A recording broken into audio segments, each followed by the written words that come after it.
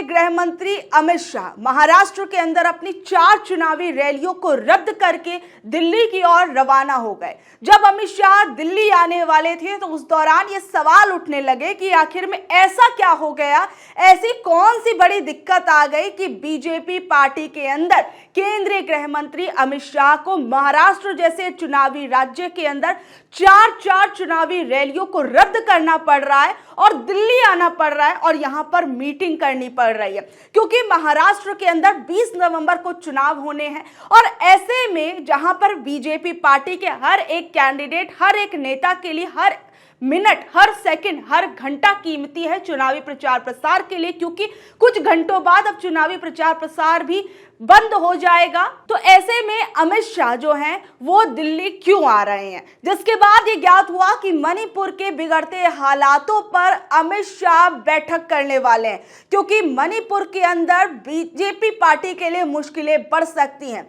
BJP party की सरकार पर आंच आ सकती है। और आज सुबह ये खबर आई कि मणिपुर के अंदर बीजेपी पार्टी के सहयोगी दलों में से एक दल ने खुद को बीजेपी पार्टी, बीजेपी सरकार से अलग कर लिया है। एनपीपी, नेशनल पीपल पार्टी ने बीजेपी से अपना गठबंधन तोड़ दिया है, क्योंकि मणिपुर के अंदर जो हालात बेकाबू हो रहे हैं इसके चलते अब बीजेपी पार्टी के साथ एनपीपी नहीं रहेगी। उसके बाद ये सवाल उठने लगा कि क्या अब मणिपुर के अंदर बीजेपी पार्टी की सरकार गिर जाएगी, क्योंकि जिस तरीके से पिछले कई महीनों से, या कहें कि 1 साल से भी ऊपर का समय हो गया है और ऐसे में मणिपुर के हालात अब तक नहीं संभल पाए हैं, तो मणिपुर के हालातों को संभालने में क्या बीजेपी पार्टी नाकामयाब नजर आ रही है, क्योंकि अब उसके सहयोगी दल भी उसका हाथ छोड़कर जा रहे हैं। सबसे पहले पूरी खबर देखिए। मणिपुर हिंसा,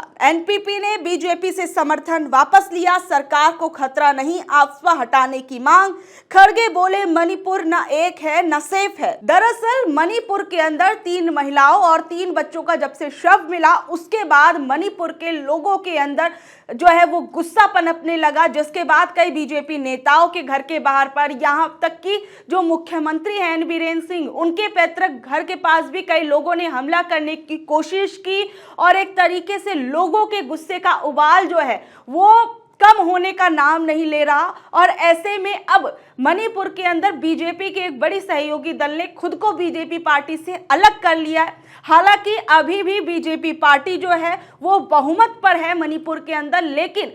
जो बहुमत का आंकड़ा वहां पर था वो 31 नंबर था, लेकिन अभी बीजेपी पार्टी के पास कुल 32 सदस्यों की संख्या है। लेकिन अगर ये मान लीजिए कि 32 में से कोई भी 1-2 कैंडिडेट इधर उधर होते हैं तो उसके बाद बीजेपी पार्टी जो मणिपुर है वहां पर उसकी सरकार गिर सकती है। दरअसल बीजेपी सरकार में शामिल नेशनल पीपल्स पार्टी ने समर्थन वापस लेने का ऐलान कर दिया। इस बीच में 60 सदस्यों वाली मणिपुर विधानसभा में एनपीपी के 7 सदस्य हैं जो बीजेपी सरकार को समर्थन दे रहे थे। अब बीजेपी के पास 32 सदस्य हैं, जबकि बहुमत का आंकड़ा 31 है। ऐसे में सरकार को फिलहाल खतरा नहीं है, लेकिन इससे पहले गृह मंत्री अमित शाह नागपुर की 4 रैलियों को रद्द करके दिल्ली लौट आए थे। और इस बीच में केंद्रीय रिजर्व पुलिस बल प्रमुख अनीश दयाल को हालात का जायजा लेने के लिए भी भेज दिया गया है। और ये जो आप बकायदा लेटर देख सकते हैं जो कि एनपीपी ने आज सुबह जारी किया है, जिसके अंदर उन्होंने बताया है कि किस तरीके से वो बीजेपी पार्टी से अपना समर्थन वापस ले रहे हैं। और इस बीच में कई जगहों से अफवाह को हटाने की बात की गई है, कई जगहों से, कई इलाकों से, क्योंकि जिस तरीके के हालात बिगड़ रहे थे मणिपुर के अंदर उसके बाद कई जगहों पर अफवाह लगाया गया था। इस बीच में राज्य सरकार ने केंद्र से सशस्त्र बल विशेष अधिकार अधिनियम अफवाह वापस लेने को कहा है। हिंसा के कारण केंद्र सरकार ने 14 नवंबर को इम्फाल वेस्ट, इम्फाल ईस्ट, जिरीबाम, कांगपोकपी और बिष्णुपुर जिलों के सेकमाई, लामसांग, लामलाई, जिरीबाम, लीमाखोंग और मोइरांग पुलिस थाना इलाकों में अफवाह लगाया गया था।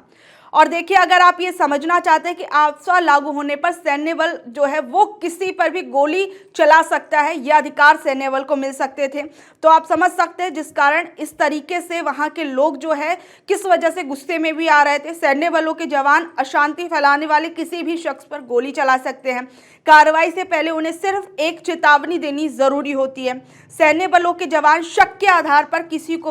के भी घर की तलाशी ले सकते हैं, किसी को भी गिरफ्तार कर सकते हैं। इसके लिए उन्हें अरेस्ट वारंट की भी जरूरत नहीं पड़ती है। और जब तक केंद्र सरकार मंजूरी ना दे तब तक सैन्य बलों के खिलाफ कोई मुकदमा या कानूनी कार्यवाही नहीं हो सकती है। किसी भी क्षेत्र में केंद्र सरकार, राज्य के राज्यपाल या केंद्र शासित प्रदेशों के उपराज्यपाल अशांत घोषित करके आफ्ता लगा सकते हैं। इस बीच में मैं आपको बता दूं कि जो सीएम एन बीरेन सिंह हैं, उनके और साथ ही में 10 विधायकों के घर पर हमले हुए। ये 16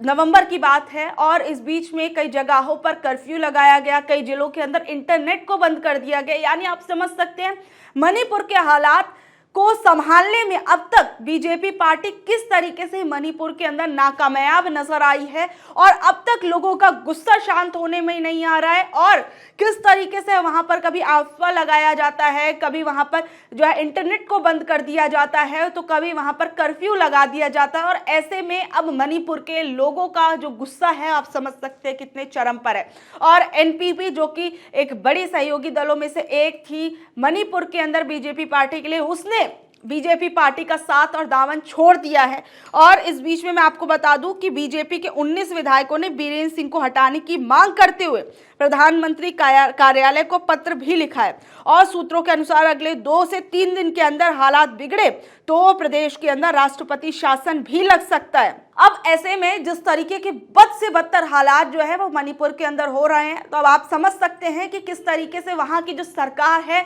वो मणिपुर के हालातों को संभालने में कितनी नाकामयाब नजर आ रही है, जिसके चलते उस राज्य में राष्ट्रपति शासन भी लगाया जा सकता है। अब ऐसे में क्योंकि देखिए एन बीरेन सिंह को हटाने की मांग बहुत पहले से की जा रही है, सरकार ने उस पर पहले कहा गया कि बीच में खबर आई कि एन बीरेन सिंह को मणिपुर के अंदर हटाने के लिए मुख्यमंत्री पद पर किसी और को बीजेपी पार्टी बिठा सकती है, क्योंकि इससे पहले भी पीएमओ को एक जो है लेटर लिखा गया था हरियाणा चुनाव के बाद। मैंने आपको खुद से भी ये खबर दिखाई थी कि कुछ नेताओं ने, बीजेपी पार्टी के ही कुछ नेताओं ने जो है वो एन बीरेन सिंह के खिलाफ अपना गुस्सा जो है वो जाहिर किया है और उन्हें हटाने के लिए एक लेटर जो है वो पीएमओ को लिखा है, जिसके बाद कई मुख्यमंत्रियों के नाम भी सामने आने लगे थे, लेकिन ऐसा होता हुआ कुछ भी नजर नहीं आया। एन बीरेन सिंह का आपको याद होगा कि एक ऑडियो क्लिप जो है वो भी वायरल हुआ था द वायर के अंदर, और उस ऑडियो क्लिप के अंदर किस तरीके से ये कहा गया था कि कहीं ना कहीं जो हिंसा एक तरीके से भड़क रही है उसको संभालने के बजाय एन बीरेन सिंह जो है वो